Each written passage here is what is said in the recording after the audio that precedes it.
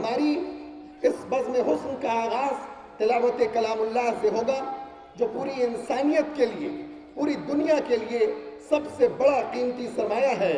جس کا حرف حرف رشد و ہدایت کا سرچشمہ ہے، جس کی ہر بات اعجاز خدائی کا شاہکار ہے، جس کی بلاغت بھی معجز، جس کی تاثیر بھی معجز، اور جس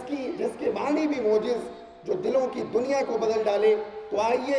اسی انقلاب آفرین تلاوت کلام اللہ سے اس پروگرام اور اس بزم کے حسن آغاز کے لیے میں دعوت دیتا ہوں مولوی محمد انور نیازی رحمانی کو، وہ تشریف لائیں اور تلاوت کلام اللہ سے اس پروگرام کا آغاز کریں۔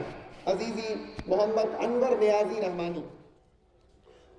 اعوذ باللہ من الشیطان الرجیم،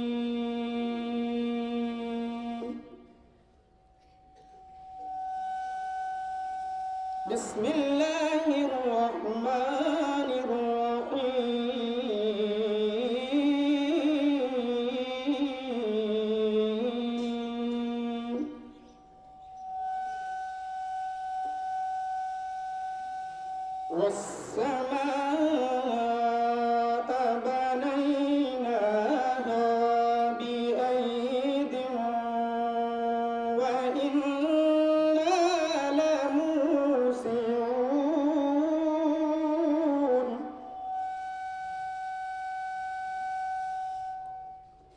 وَالْأَرْضَ فَرَشْنَاهَا فَنِعْمَ الْمَاهِدُونَ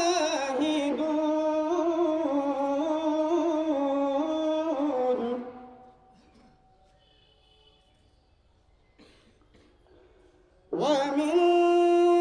كُلِّ شَيْءٍ خَلَقْنَا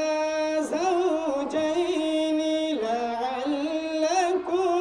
تَذَكَّرُونَ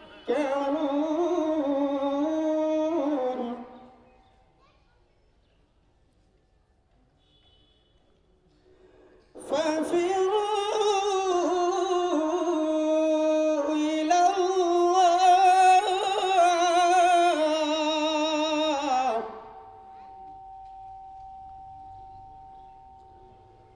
إِنَّ